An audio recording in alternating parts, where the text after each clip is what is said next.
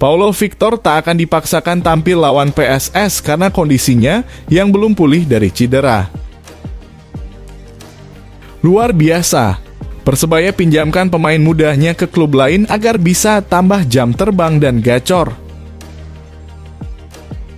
Rugi besar, Persebaya akan berikan PSSI uang denda sebanyak 100 juta. Fix PSSI mata duitan. Bikin merinding. Begini cara Kapten Reva Adi berikan motivasi terhadap rekan-rekannya. The real Kapten sejati.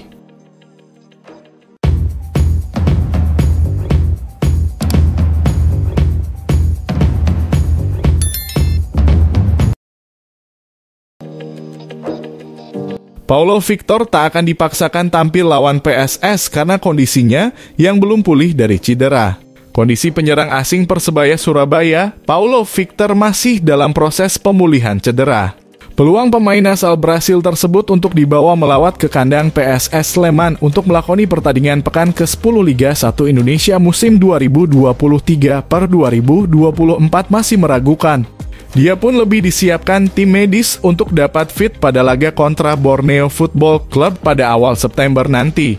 Menurut dokter tim Persebaya Surabaya Ahmad Ridhoy, Paulo Victor direkomendasikan untuk beristirahat sekitar sepekan. Setelah melihat hasil pemeriksaan MRI yang dilakukan pada pekan lalu, Victor mengalami cedera strain grade 1. Tidak parah kok, cuma memang butuh waktu untuk recovery. Saya sudah menyarankan kepada tim pelatih untuk Victor mengikuti program pemulihan terlebih dahulu, ungkap Ridhoy seperti dikutip dari laman resmi klub. Setelah pertandingan melawan PSM Makassar Jumat 18 Agustus lalu, Paulo Victor selalu hadir dalam sesi latihan Persebaya Surabaya. Namun pemilik nomor punggung 9 itu hanya mengikuti sesi pemanasan. Sisanya ia hanya menjalani program penguatan dengan tim fisioterapis Green Force. Caretaker Persebaya Surabaya Uston Nawawi juga memahami kondisi penyerang andalan timnya tersebut. Dia tidak ingin memaksakan apabila memang sang penyerang belum mendapat rekomendasi dari tim medis. Kita pantau terus bagaimana kondisi Victor. Tapi kalau tidak memungkinkan, ya mending pemulihan dulu. Karena masih ada pertandingan penting juga melawan Borneo nanti, terang top scorer sepanjang masa bajul ijo tersebut. Kita tidak mau memaksakan, tidak baik juga untuk pemain, karena kompetisi juga masih panjang, imbuhnya.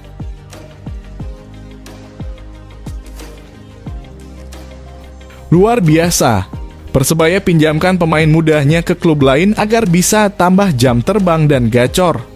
Persebaya Surabaya resmi meminjamkan 4 pemain mudanya ke Persikap Bandung. 4 nama yang disekolahkan ke Laskar dalam Bandung adalah Julian Mancini, Fernando Pamungkas, Bramdani, dan Brian Pondaag. Wilujeng Sumping Bramdani, Fernando, Mancini, dan Pondaag.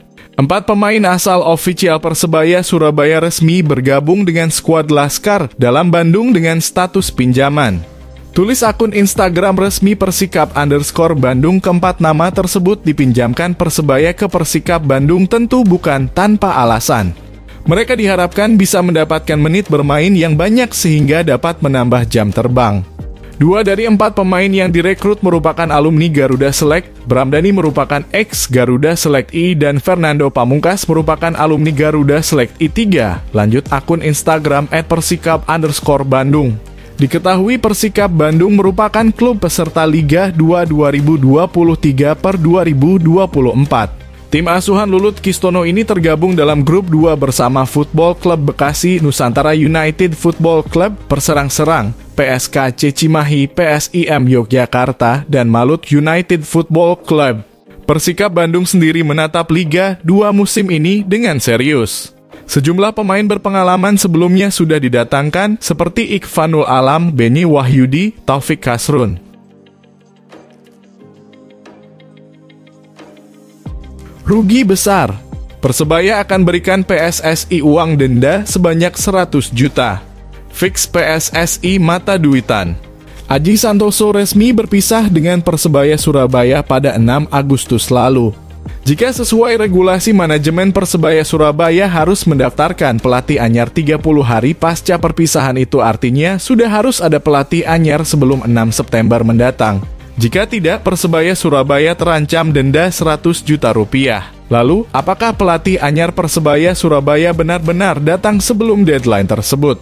Manajer Persebaya Surabaya, Yahya Al-Kathiri memastikan bakal berkirim surat ke PT Liga Indonesia Baru (LIB).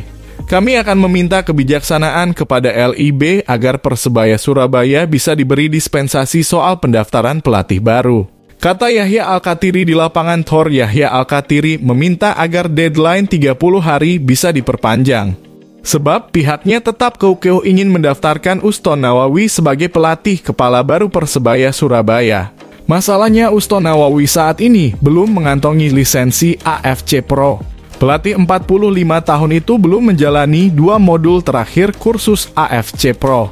Yahya Al-Kathiri berdalih jika molornya kursus lisensi Uston Nawawi bukan karena kesalahan Persebaya Surabaya ini, karena kesalahan dari federasi yang mengurus soal lisensi. Coba ditanya kapan modul ke-6 Coach Uston Nawawi itu dimulai? Tegas mantan manajer Persik Kediri tersebut. Yahya Al-Kathiri memastikan Uston Nawawi masih jadi opsi pertama sebagai pelatih kepala Persebaya Surabaya. Lantas, bagaimana jika Uston Nawawi tetap tidak bisa ditunjuk sebagai pelatih Persebaya Surabaya? Yahya Al-Kathiri mengaku tidak khawatir, karena kami sudah melakukan komunikasi juga dengan calon pelatih baru Persebaya Surabaya. Dan alhamdulillah komunikasi berjalan dengan cukup lancar, bebernya. Beberapa nama sempat dikaitkan dengan Persebaya Surabaya. Mulai dari mantan pelatih Bayangkara Football Club Paul Munster hingga ex-pelatih Persik Kediri Divaldo Alves. Tapi sampai saat ini pihak manajemen Persebaya Surabaya masih menutup rapat soal identitas calon pengganti Aji Santoso. Yang jelas sampai saat ini Uston Nawawi masih dipercaya sebagai caretaker Persebaya Surabaya. Mantan pelatih PSIR Rembang itu terus membawa energi positif.